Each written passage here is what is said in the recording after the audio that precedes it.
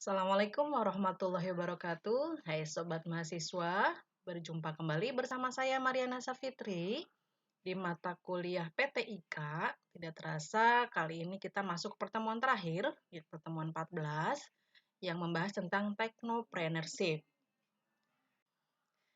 Apa saja yang dibahas dalam pertemuan 14 ini? Yang pertama ada konsep kewirausahaan, kemudian ada proses dari kewirausahaan, ada technopreneur, ada perbedaan antara entrepreneurship dan technopreneurship, kemudian kepribadian dari technopreneurship, karakter pembentuk technopreneur, dan terakhir adalah manfaat dari pengembangan technopreneur. Kita bahas yang pertama, konsep kewirausahaan. Apa sih pengertian dari kewirausahaan? Ya, wirausaha merupakan pengambilan resiko untuk menjalankan usaha sendiri, tentunya dengan memanfaatkan peluang-peluang untuk menciptakan usaha baru atau dengan pendekatan yang inovatif sehingga usaha yang dikelola berkembang menjadi besar. Ya. Kemudian apa sih ciri-ciri dari kewirausahaan? Di sini ada beberapa poin. Yang pertama, desire for responsibility, yaitu hasrat bertanggung jawab terhadap usaha-usaha yang tengah dirintis, kemudian diaktualisasikan melalui sikap mawas diri. Yang kedua yaitu preference for moderate risk. Di sini kecenderungan untuk senantiasa mengambil resiko yang moderat, yang direfleksikan oleh pilihan keputusan yang selalu menghindari tingkat resiko yang terlalu tinggi ataupun terlalu rendah. Yang ketiga ada confidence in their ability to success. Ini dimilikinya sebuah keyakinan atas kemampuan diri untuk sukses yang direfleksikan melalui moto bahwa kegagalan itu tak lain adalah sukses yang tertunda. Yang keempat ada desire for immediate feedback, yaitu kehendak untuk senantiasa memperoleh umpan balik yang sesegera mungkin. Ya. Kemudian berikutnya ada high level of energy, yaitu dimilikinya semangat, kemudian dorongan bekerja keras, tentunya untuk mewujudkan impian yang lebih baik di masa mendatang. Kemudian ada lagi future orientation, ya. Ini dimilikinya perspektif ruang, kemudian waktu ke masa depan, ya. Kemudian ada skill at organizing. Ini memiliki keahlian dan keterampilan dalam mengorganisasikan sumber daya untuk menciptakan nilai tambah. Dan terakhir ada value achievement over money. Ini memiliki suatu tolak ukur yang bersifat kuantitatif, finansial, dalam menilai suatu kinerja. Ini ciri-ciri dari kewirausahaan. Selanjutnya ada proses kewirausahaan. Ya. Untuk mengembangkan usaha baru, tentunya ada proses ya, di mana seorang pengusaha harus menemukan, kemudian juga mengevaluasi, serta mengembangkan sebuah peluang. Ya. Di sini ada 4 fase dalam kewirausahaan, ya, menurut Serian Wijatno. Yang pertama ada identifikasi dan evaluasi peluang. Seorang pengusaha tentunya harus melihat, kemudian memiliki ketajaman untuk mengidentifikasi terhadap peluang yang potensial. Kemudian yang kedua ada pengembangan rencana bisnis. Rencana bisnis yang baik adalah mengembangkan suatu peluang, kemudian menentukan sumber daya yang diperlukan, dan serta mengelola usaha baru dengan sukses. Yang ketiga, penempatan sumber daya, di mana seorang pengusaha harus mampu menentukan sumber daya apa yang digunakan, serta memanfaatkan peluang yang ada. Kemudian yang terakhir ada manajemen perusahaan. Tentunya harus bisa mengimplementasi gaya dan struktur manajemen kemudian harus bisa menentukan variabel-variabel kunci kesuksesan, sehingga apapun masalah yang dihadapi tentunya bisa segera diselesaikan. Ya. Kemudian ada juga komponen utama untuk menjadi entrepreneurship yang sukses. Ya, yang pertama ada kesempatan, ya. Kemudian seorang wirausahawan, baik dengan tim manajemen bila dia berupa perusahaan venture, serta sumber daya untuk memulai membangun perusahaan dan membuatnya berkembang. Ya. Selanjutnya kita bahas yang ketiga yaitu technopreneur. Ya, apa sih itu technopreneur? Ya, tentu teman-teman mungkin sudah tidak asing lagi ya mendengar kata technopreneur, terutama teman-teman yang biasanya lebih banyak bergantung di dunia teknologi kehidupannya ya.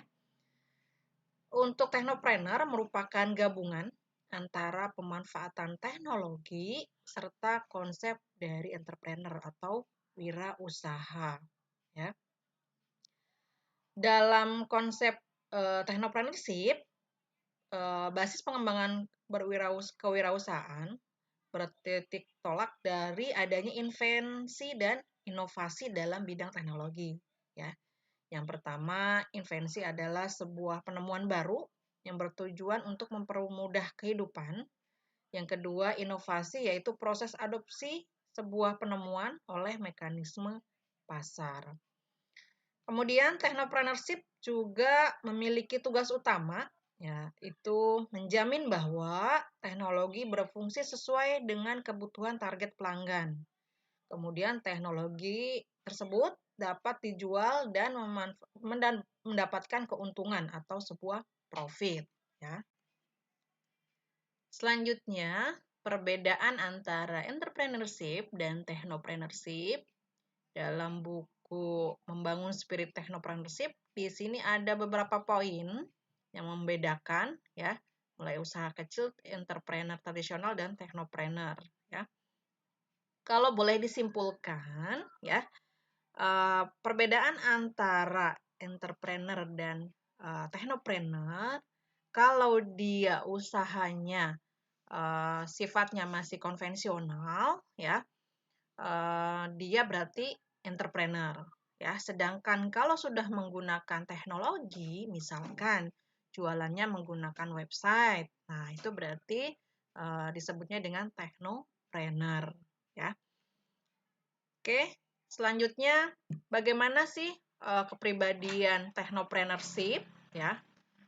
Orang yang keinginan berprestasinya tinggi tentunya akan bekerja lebih keras dalam keadaan bagaimanapun ya, asalkan ada kesempatan untuk mencapai sesuatu ya. Kemudian dia juga tertarik kepada imbalan uang atau keuntungan terutama karena merupakan umpan balik yang dapat mengukur pencapaian hasil dari pekerjaannya. Uang bagi seorang entrepreneur yang sejati bukanlah sebagai perangsang berusaha, namun lebih merupakan ukuran dari keberhasilannya. Ya.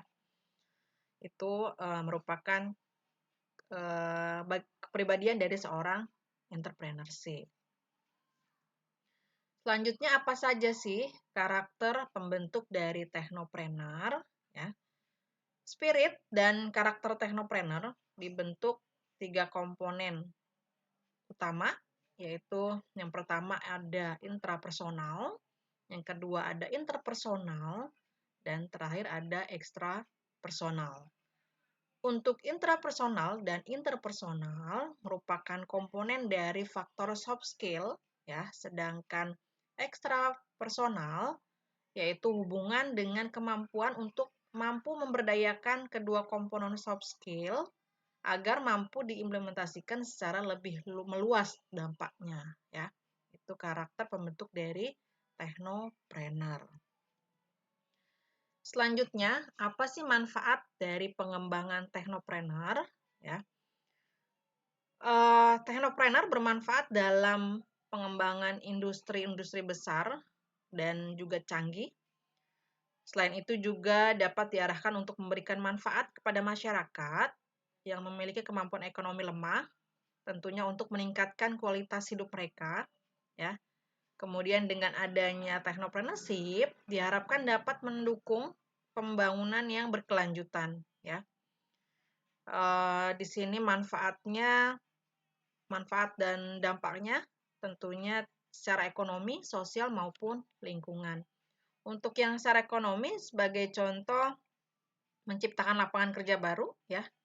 Kemudian juga meningkatkan efisiensi dari produktivitas, kemudian juga menggerakkan sektor-sektor ekonomi yang lain yang tentunya juga meningkatkan pendapatan. Selain dari ekonomi, tentunya juga dari segi sosial, yaitu membentuk budaya baru yang lebih produktif, kemudian juga berkontribusi dalam memberikan solusi terhadap penyelesaian masalah sosial, ya. Kemudian dari segi lingkungan, yaitu memanfaatkan bahan baku dari sumber daya alam, ya. Kemudian meningkatkan efisiensi penggunaan sumber daya, terutama sumber daya energi, ya. Itu manfaat dari ekonomi, sosial, dan lingkungan, ya.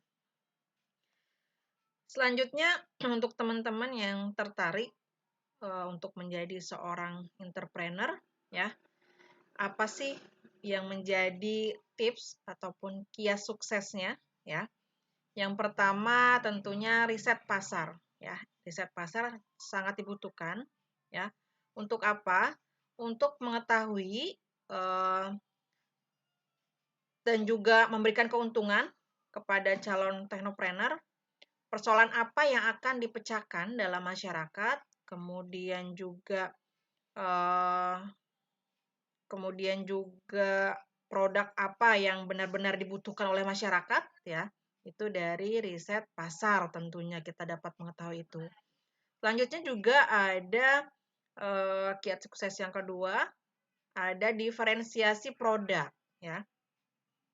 Produk yang kita buat harus memiliki keunikan ataupun keunggulan yang tidak dimiliki oleh produk lain yang ada di pasaran. Jadi kalau produknya sama semua, tentu kurang menjadi daya tarik bagi customer, ya, atau bagi pelanggan untuk mencoba. Kalau yang berbeda tentunya mereka akan jadi penasaran gitu. Selanjutnya apalagi? Yaitu tentukan pangsa pasar, ya. Menentukan pangsa pasar turut mempengaruhi dari kesuksesan seorang entrepreneur, ya. Di mana seorang entrepreneur harus menentukan mainnya di pangsa pasar yang mana, ya, untuk memudahkan spesifikasi produk yang akan dijual, ya. Selanjutnya ada tes pasar. Setelah produknya selesai, kemudian sebelum kita lempar ke publik produk tersebut, ada baiknya kita melakukan tes pasar terlebih dahulu. Fungsinya untuk menguji apakah produk tersebut bakal diterima oleh orang banyak atau tidak, ya. Juga merupakan saat terbaik untuk mendapatkan feedback tentang kekurangan terhadap produk kita, ya. Biasanya seorang teknopreneur membuat komunitas yang solid, ya, sebagai tempat tes produk. Berikutnya ada terus berinovasi, ya. Bila produknya sudah laris di pasaran, jangan langsung berpuas diri, ya. Tapi terus jangan pernah berhenti untuk berinovasi untuk mendapatkan produk tersebut semakin unggul, ya. Kemudian ada lagi lindungi hak paten, ya. Ini penting sekali.